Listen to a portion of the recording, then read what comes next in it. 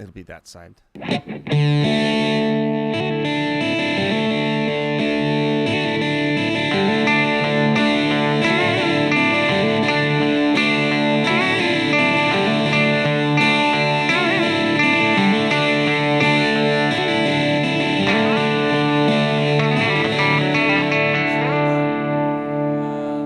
Are we on the air? Yes. Should we do that again? Let's do it.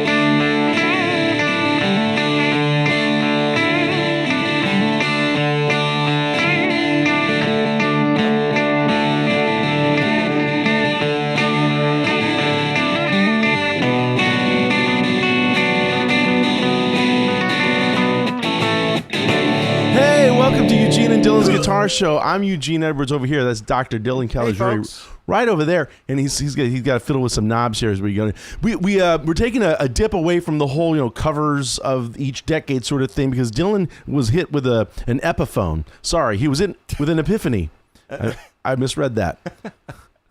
I don't know what Damn happened. cue cards. We have the same budget as a hostage video. Let's see. I was having my car washed. Yeah. And Livin on the Edge came on. Oh, is that what happened? Okay, That's literally that's what the happened. aha moment. And I remember the first time I saw the videos when I first heard the song. It was a big MTV premiere, 1993, the Right. Get a Grip album. Wow. And That's the nipple that's pierced on the cow. On the cow. Mm-hmm. The first time I went to San Francisco, I had my nipple pierced, but it's okay because they caught the guy. Anyway, so. And the dramatic video, you had your Stephen Dorff, you had the Alicia Silverstone, you had the Liv Tyler, daughter of. This is Clueless. Was Clueless before this or after this? No, it was after. Clueless came after. This is the first time most of us see Alicia Silverstone. But the song, I remember it's such a dramatic song. You don't have to watch the video for the drama. The song's dramatic because of the harmony overall. I mean, it's got a big kind of halftime rock thing going on. But there's just so much tension that they get out of the song. And then towards the end of the song, they really, really go for it. Yeah, they sure do. It should be, I keep saying this, it's going to be a relatively short episode because game one of the Eastern Finals. So anyway. Is that soccer? That's It's soccer, right? No.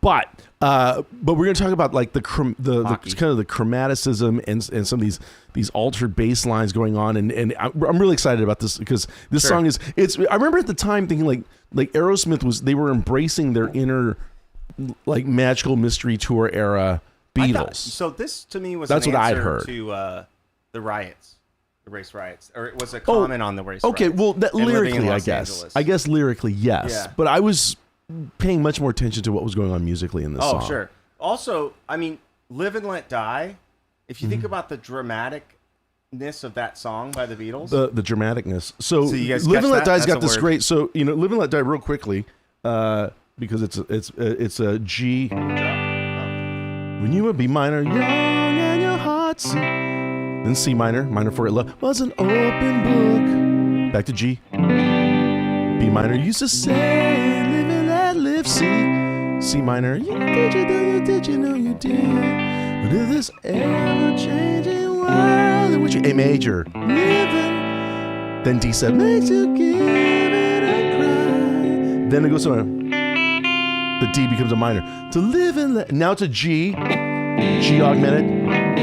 No, I'm sorry, wait, it's, then yeah, it's no, that's not quite. Wait. Oh, I'm sorry. It's the B that gets raised. It's G sus4, Yes, G flat 5. So it creates a tension there, and I think there's that chromatic nature in that song that I hear in this song. and then it switches to G minor.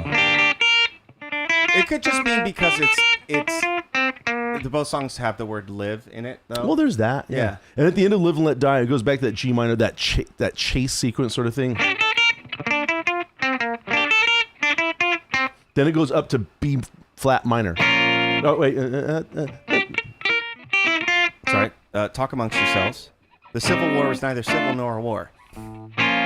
It does. It goes up. What is that? It's a chromatic mediant there at the end. It just does this big dramatic. Now, does film the thing. Guns N' Roses version do that?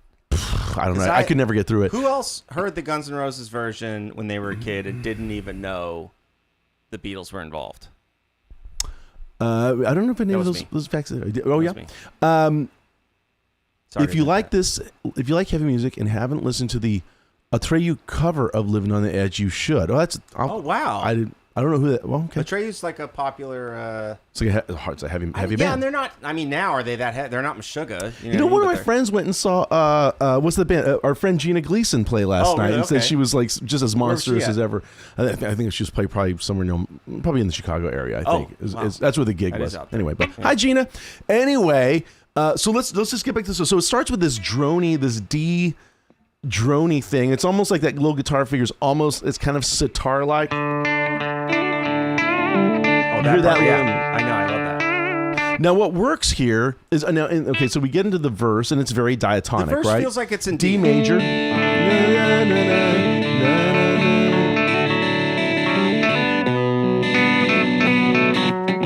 D to B minor.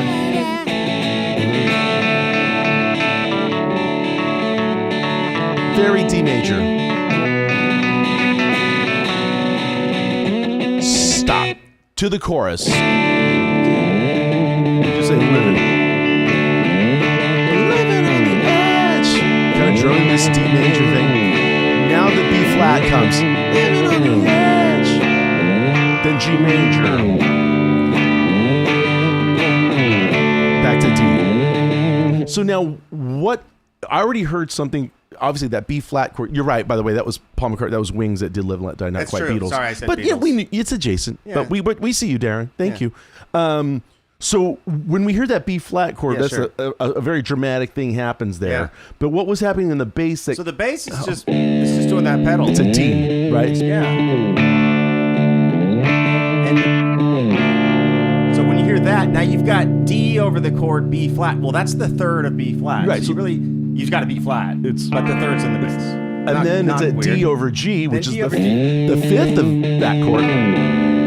Which now we're getting into almost like sort of like a hymnal type of voicings. Is that right? Is that where this stuff comes from? Absolutely. But this sound of. See, that's a thing. It's almost like Layla or something like that. It's that, but instead of the middle chord, so we have the B flat, D, flat 6. B would normally be the 6, we have flat 6. And then instead of the C, we have a G major. So they just kind of did a little switcheroo on this there. Yeah. I think that's really hip. Also, this little motif.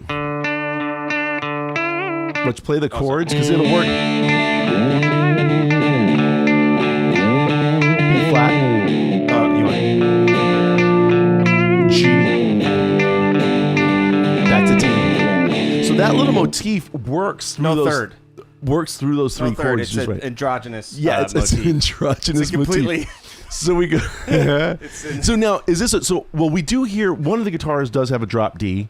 Yes. The bass is certainly dropped down. Definitely drop D. Mother by Danzig. That. Mother. And that sound. This. If you listen to that closely, this chord right here is very.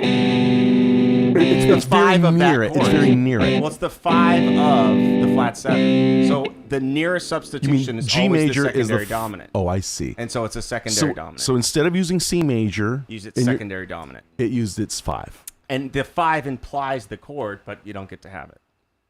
You can't have it. Yeah, you get 1.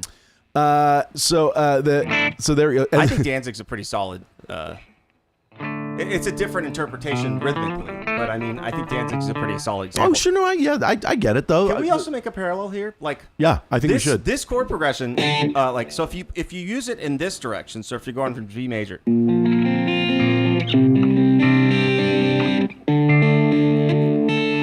there's a major resolution thing there that's a replacement for 4 or 5. It's used a lot in actual religious music. When you use it in the other direction. Oh wait, I'm sorry.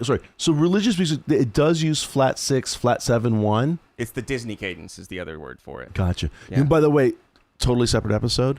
It's what I think is magical. One of the many magical things about Wichita linemen is we keep hearing this just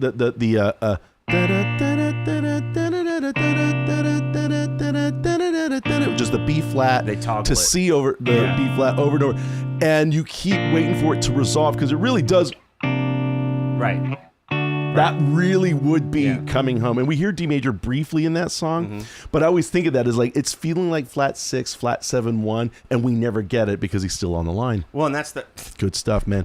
Back to Aerosmith. He's still on the line. And so that's the thing is when you use these types of chords with different tone painting or word painting associated with them, that same level of resolution that people, associate with religious music actually has this sort of dark undertone or overtone on it, excuse me. Yeah. And so there's a lot of more subtle nuance when you take something you normally associate with one type of music, which you could be conscious of or not. Right. And then have this other darker tone put over the top. Right. It's a darker theme for you to sort of take in. It just sounds so heavy from the. So then we go back to we repeat the verse again.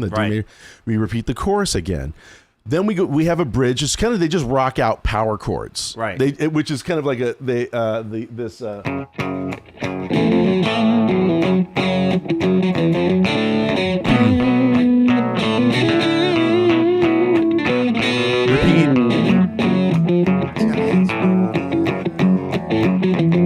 To the G. To the A. The word solidly back. B flat. Guitar solo. Okay, so this is one of those things, and I believe this is Joe does play the lead on this. No, I actually great question. Do we know how Brad and Joe split the guitar parts? I don't remember anything specific other than I just like whoever comes up with the good part plays the part. I was always surprised once I saw more vintage live footage of Aerosmith. I didn't know Brad played as many lead lines and solos. And also like little intricate melodic lines. Yeah. I didn't. So clearly, you just have two very talented guitar players who clearly know how to choreograph guitar parts extremely well. They're just plays Bad Cat amps. What, a Black Cat? Black Cat, yeah. So I remember we do the approaches to soloing. What do we do for our solos? What can we do? One of those things that we do is we can just play the melody of the song, the lyric, the vocal melody, but use some guitar istic things. So Joe, we use Ben's.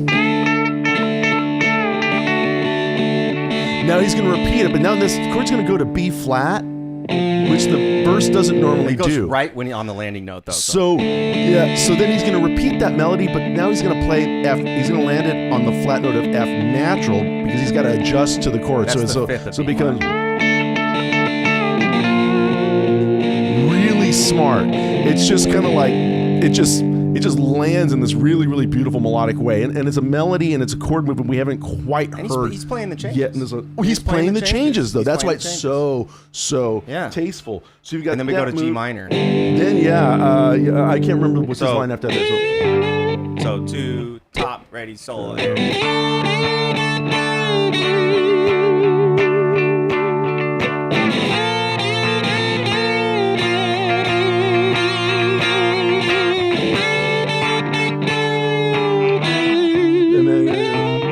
To D major, sorry. B flat, G major, F major, down, D. Yeah, and he goes up. He does like a wheelie. So Joe, it's just such a graceful guitar solo. Now, by the way, they actually compose a chord progression here that we've definitely not heard in the song before. So that's always I love it when songs do that, when they give us a whole new progression for the guitar, for a solo. And then Joe clearly composes something that skates through those changes, but with tons of melody. It's subtle enough that you wouldn't really notice it per se. And you might not even notice that this song has odd chords in it diatonically unless he started playing those notes that are the defining changes between the chords. When an F sharp becomes an F natural and it's the third of the chord, that's about as big as of a sonic shift that you can have. That's a good point. Yeah. Diatonic chord progression. So sorry, Rex is here. Rex has a new chicken. He has a new chicken. Rex loves the he has an old. Did you see him just go? You guys missed it. He just is the old duck and a new chicken. Yeah, so he just thought the chicken was starting to talk back. And these are those crinkle toys. Do you guys have any of those crinkle toys? I don't know what that means. Well, the toy crinkles like there's still some life left in it, and they get to suck the life out through everything. It's amazing. Sounds like Congress. Yeah. We'll be right back. It's kind of old, just fucking old Mike Douglas movement. I just had to make it. Okay, so then after that we go back to the bridge, the power chord bridgey thing.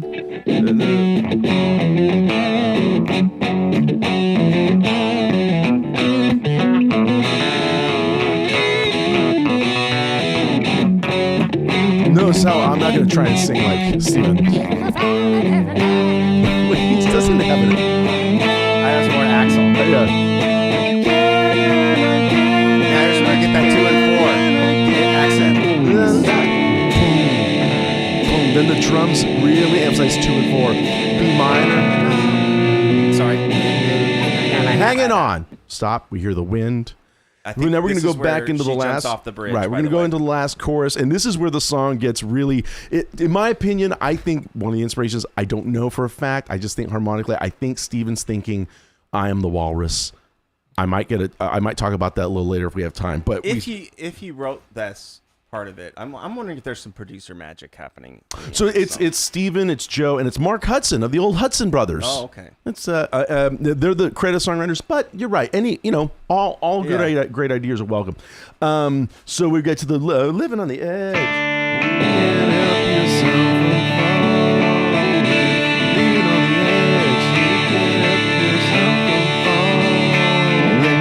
Living on the edge. Can't help yourself from falling. When you go to the out, keep going. Is this the first outro right here? Go for it.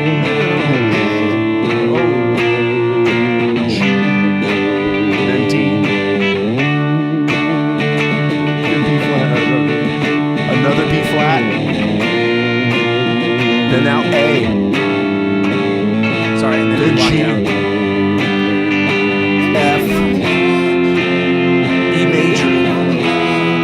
E flat. And hold it.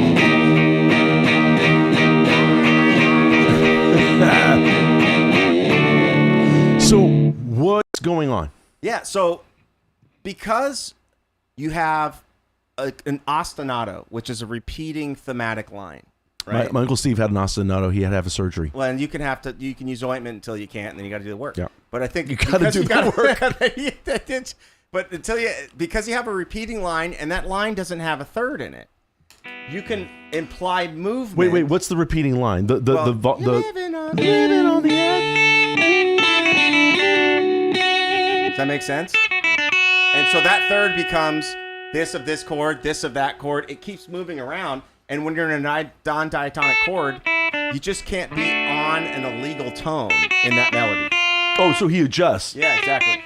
Like the guitar solo. Exactly. On the edge, you can help yourself from falling. And we're really just think of this as moving back between D and D major, D minor all the time. Yeah.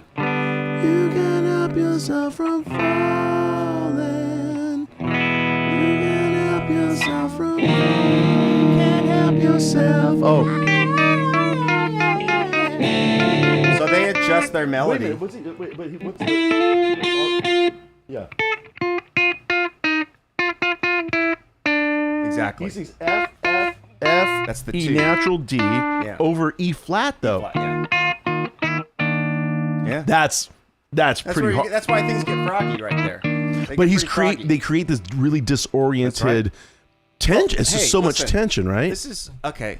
Yeah. Did you want to live on the edge with? No, you're right. You're right. With no tension. Yeah. This should look like a Sean Hannity book cover. Okay? Just you should be scared. Just wrapped in a careful little doily of diatonic safety. Is that an edge for you guys? Want? Do you feel? You want to just feather the nest with a nice little down? Good love, or do you want to be on the edge where things are? You're just on the precipice, if you will. It's going to hurt a little bit on the edge. Yeah. That's just. It's so dramatic, man, for a rock song to just go that way, and then a big D chord, and then a great. Now that's a very Ringo drum fill that Joey Kramer brings us with, boom, boom, and then we back to. Can I tell you guys a theory about these albums in the '90s? Oh, listen to this album all the way through, and I know all of you are going to immediately go and do that, but listen to it all the way through. You have to close your eyes, treat it as a meditative practice. You are going to notice that the snare sound is exactly the same through the entire album. And this period in rock production, guess what they came up with first from a production angle? We got to get the biggest, most insane, whopping snare in history. So it's almost like there was a time when maybe lyrically there was a lyrical theme that unified all the songs, Right. Or you know, or you can make a case that like Mark Knopfler's guitar tone and his singing voice, because he usually sings as various characters. Sure. That's a unifying theme. Okay. But Snare, it's kick and just- snare, and snare reverb, and the length of it was the ultimate production tool Gotcha. of the 90s. I mean, think of big, like, pop, pop, pop albums in the Sure. 90s. The drums are so loud, and they're so well recorded. Like, when you go to East West, right? Oh, yeah. And they have that amazing drum set, and there's, like, a huge coffin in front of it. And they're like, yeah, that's one big mic. that's a studio that's just down the street. He's talking about East West Studio. A studio that, you know, I think Superstitious was recorded in, and who knows? Tons of records. Frank Sinatra. Anyways. Right. Like, but the snare, like, these guys spend all their time, because they realize that these are the elements that are going to make the grid for these songs. So especially again, people are either hearing these songs on CDs Right. and whatever stereo system they have there. They're Tapes. going to I hear had it. this They're going to hear tape. it on their television, Yeah. television systems because Watch of the MTV, video. or broadcast radio, Yeah. which is lots of compression. Yeah. Tons of compression. So you're making an album, you're using a lot of compression, and then you send it out to, and you have it mastered, which Somebody else essentially more compression, adds a bunch, and then it gets played on the airwaves, and it goes, and each radio station has boards and boards of different compression. Right. So you're probably making the snares like, I need to make a snare sound that's going to survive all that. Yeah. And you just need, these are the anchors for every measure. And so all things are tying into them. And so as far as you having dynamic variability, the snare sound and the kick sound are just, listen to this album with headphones on. You'll be shocked at how loud the drums are. It's amazing. John Scholl, I do want you to transcribe Steven's last lyrics at the very end of the song, phonetically, obviously, if you could. And doesn't it change when Dorothy lands in Oz? No, that's a different album. And then Greg's 90s rock. Now any grunge? Okay, I say you're pushing for that. We did a grunge episode when we had oh gosh, I'm blanking on her name. The loveliest, Angie. We had Angie here. We did, Angie. but we might have to go back to our. I think we need to our do cover Alice in band Chains, thing. Pearl Jam. Or back to the cover band thing, Yeah. and what from the grunge era must a band cover? And I this think is a worthy question. This is going to be awesome because this is still a formulating concept. What is? I mean, it's happening right now. It's happening now. That's a great. That's what I'm excited about, Greg. About grunge and talking about it in retrospect. We're actually, we're just coming to grips with when the dust is settling. What's really standing? What's left? Well, you know, when you play in terms of the private songs. party and the people had money to hire a band, Right. generally they're above yay age. So if once yay age listened to grunge growing up, they're going to want a little bit of their parents' music, maybe a little bit of their kids' music, but mostly their the music. stuff that they heard between ages of 16 and 24. Right. That's the That's prime the thing spot. they want. And so, And like, if we're gonna do a Stone Temple Pilots, I'd love to do Lady Picture Show. It's one Right. of my or a Sour Girl. Those are my two favorites. Sour Girl's a great one. But at not a wedding, not a call. it's gonna be plush. It's gonna be Interstate Love Song. Interstate Love Song. Yeah. Yeah, exactly. Yeah. So you know the bands don't always get to choose. It's That's what we were saying last week, Eric. Like we're sickened by the fact that these things are. Eric. I want to, and this is gonna hurt. Can you handle? Okay, all right. Just check your. Okay. This is moving to the point where 90s is not even classic rock anymore. Pretty soon, you're going to hear the words Sugar Ray and classic rock next to each other. You're going to hear the words Creed and classic. Yeah, we're there. So definitely want to wrap your head around the idea that grunge and all of these elements are classic rock. Well, at some point, we're gonna get to popular music that doesn't really have a lot of guitars, so If people we're gonna keep run out. living longer, classic rock could, in theory, be delayed. That's true. You know what I mean? So then basically the second outro repeats all the drama of Sure. that first outro. Yeah. Which means they just laid this heavy diatonic fall thing on us, and you can't help yourself from falling, and the chords are pushing down. And then they make us live through it again, which is really. And by the way, you're on the edge by the end of this thing. It's really cool. But no, I was just thinking, like, at the end of I Am the Walrus, John's progression, which it's a bizarre progression all the way through. But at the end, the fade out, he's got this. I'm sorry, I had to scribble this down because I used to have it memorized, and it's just faded. So you got the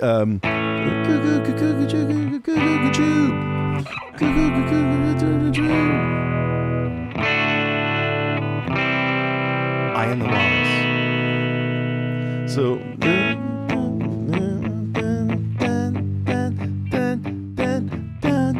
the strings.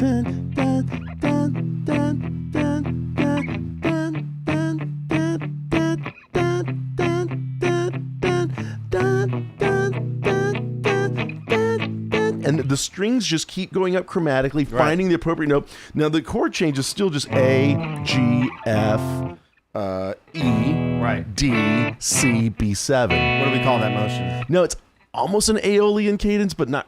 No, it's what is contrary motion. It's contrary motion. Oh, I'm sorry. Counterpoint. Chords are moving down, but the strings are constantly pushing up over and over and over again. That contrary motion, and so they're just getting this very disorienting effect here. Yeah, and I think one of the reasons, the only reasons this stands out to any of us is because, like, if we sat here and listened to a couple Christmas songs, we're gonna get blown away.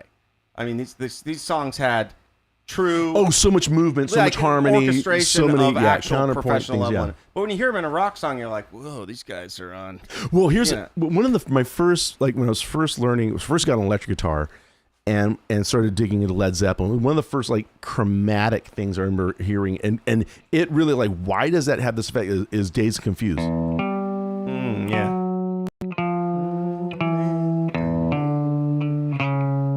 And I remember the time thinking, wait a minute, it's not, the chords aren't. It's not. No. It really has to be just that singular line. Yeah. This is really just a motif over an E. Right. So you can call that a pedal tone or oblique motion. It's oblique motion. Yeah. And so creepy. Yeah. Obviously, the first thing we hear is a minor. But there's a flat 2 there we hear, then a flat. And you'll hear this a lot, like in Broadway music, or you'll hear it a lot in music that's intended to convey a scene. So, like, music that's almost Foley sound, where it's like almost what now? Foley sound. Foley, like exactly. like keys jangling. It's and almost foot's clomping. It's so kind of non. It's not serving traditionally diatonic in the way that it's moving, that it's intended to convey some sort of feeling or scene explicitly. Stained. Wow, Greg, that is a pull. When you hear that Slipknot is on the river, or look, if we're lucky, we age and we get to sit around and have our favorite music called oldies. That's like, it's better than the alternative. Like the octave guitar version. By the way, I had lunch with a friend of mine who's a film composer, and he was telling me I'd never heard before as an octatonic scale. It's the diminished scale. Same thing. That's just what classical music calls the diminished scale. Is it the diminished scale, though?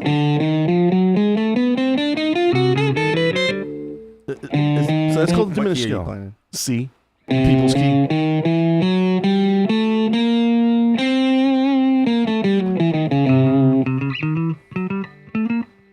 Huh. Yeah. All right. I just love the shape. On piano, it creates these really. Yeah, I like any octave words. That's true. Anyway, there are new bands doing the grunge style thing. I think there's, like, one of the most interesting things that's happening right now is there's like a punk revival happening. Well, I don't know if it ever really goes away. I think it's just in sheer numbers, or whether elements of punk music can get on mainstream radio. I think they're getting mainstream social media. Well, hits. That's the other thing. I'm talking about radio, and that already is such an outdated thing. It's really, does punk have life on TikTok? It probably does, and it's probably niche. I know. You also heard some Pink Panther. Actually, that's a great example of a little bit of chromaticism in a theme. That great, good ear, Eric. At Harvard and Stone last month, they popped in to see someone play, and I got there a little early, and there was a punk band playing. And it's so funny because I remember always listening, these guys aren't good. like the sound is not good, Like, and dude, they there's are not something good, and everything. Oh, this, and then You realize the last two, what no, the last two songs, I don't know why, unbelievable. Like know they what? they played these last two songs, everything was just perfect, and I thought, okay, keep. Play another hour then. Now that you you've did hit those two, just do the whole other Elongate those ones. go back. You know what? It's so amazing. There's these videos from Japan, from East LA. A lot of it's happening. No, in that's East true, LA yeah. too, of like kids, like in a punk rock, like a huge sea of kids. By the way, watching a punk rock thing that's free, and they're hitting each other or whatever, and nobody has their phone. Obviously, the person filming has their phone up, but nobody else has their phone up. Why? Because you can't hold your phone up. Yeah, you'll that's a get good hit point. in the face. Okay, and like they're gonna find a way to add saliency to life again if it kills them. I know it's kind of a conundrum, isn't it? If punk is popular enough, is it punk anymore? I think it can be. It just depends on what kind of compromises were made along the way. Because, The Clash was essentially a punk band, and they got very, very, very big. And I don't think anybody really doubted. Question their punk. I think because they wore their politics on their sleeves, the thing, various things. Even when they had a hit like Rock the Casbah, in fact, just because of the subject matter of what they're singing, Right. was like, well, Duran Duran's not singing about that one. Yeah. So, and also what happened with the Clash was they got themselves a drummer that was just the best. Right. He was the best musician in the band. So they were able to adapt to funk, disco. They were able to just make better records as they went on. Anyway, that's yeah. Anybody have idea, like, you guys hearing any other songs that this Living on the Edge reminds you of? Pardon the preposition, sorry. But, like any other any things that else?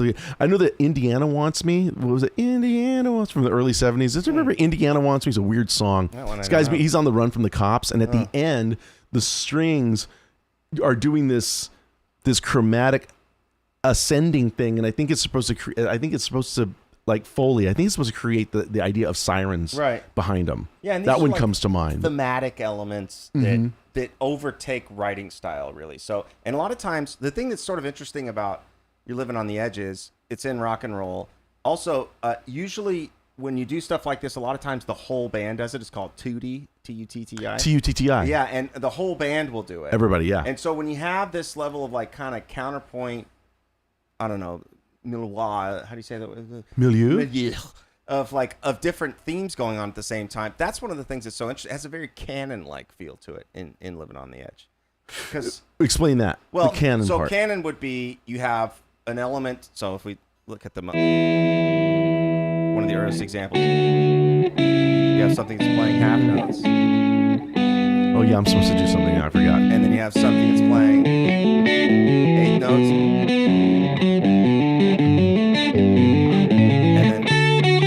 And all of them eventually are playing over the top of each other, right? You have rounds are another version of this. Right. They're displaced in a different way. And that's kind of what you have here. You have this cacophony of different themes from the song. There's patterns and all this stuff, and they're all just. And they're all Pearl Jam in Jeremy does one of the most dizzying versions of that. And considering how popular Jeremy was as a song on MTV and the radio, I was like, for us to be hearing that much, right? Oh, Bobby Hebb's live performance of Sunny. You and Angie talked about that one a lot. Oh yeah, that's right. It does. John Wavy, man. Because it keeps. Yeah, I mean that's more of a 2D one, right? Where there's a direct modulation every time, and it moves up. Interesting. And it does. It starts to get really frenetic. But I hear a symphony by the Supremes, which is one of my favorite of all the Supremes records. It towards the end, it keeps modulating. But I don't know if it does a half step. But the whole band, everyone modulates. If we could find a Rammstein song that does this, that'll be a challenge. That's right. You know what I mean? No.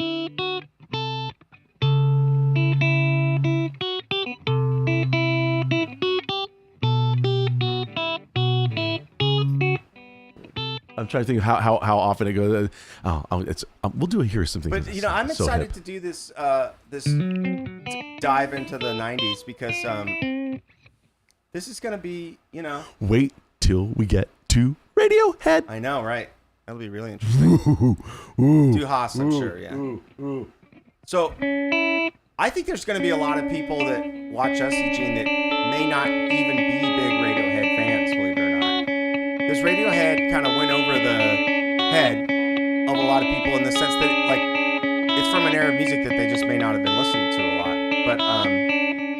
But sorry. I think the more you dig into Radiohead, the cooler it gets. Oh, well, also I love the part where I think we're still going to hear what I appreciate because of your background in classical music is that you can kind of explain things from that angle because it's there.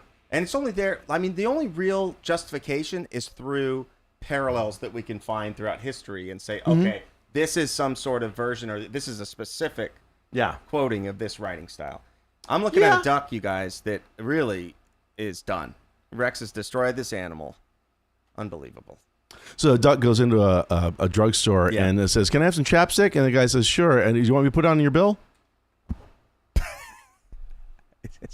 All right. Do you have something like that memorized, or I don't know. I don't know. Thank you, PLU. I'm ready.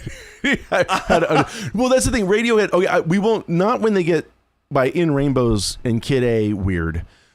Just when they're still like doing songs like Fake Plastic Trees and High and Dry and Yes and Let Down and things like that and Karma Police and like just they're starting to really do really inventive melodic things like the song Let Down that I was attempting to play. First of all, that timing that Johnny does there is impossible to count. But also, it's a song that has a lot of tension and sadness, and then it's all in A major, and it's a completely diatonic song. Yeah.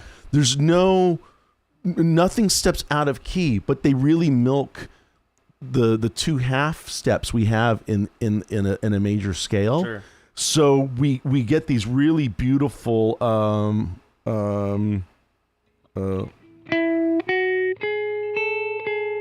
right.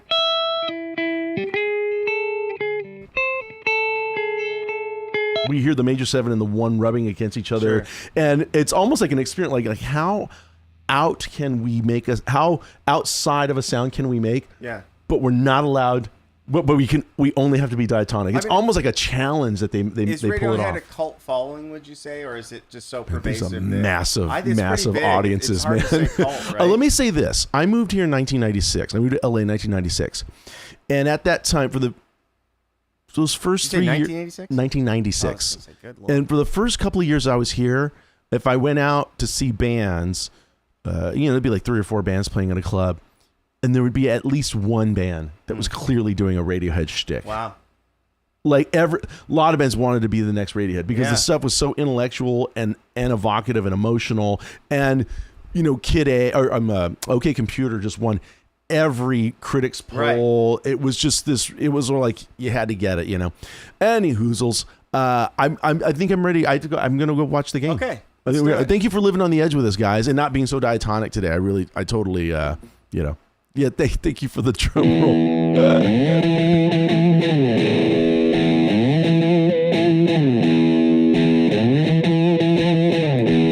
Oh, here I come. Are we doing a different song? Oh, I'm in drop. Yeah. He didn't detune, he retuned.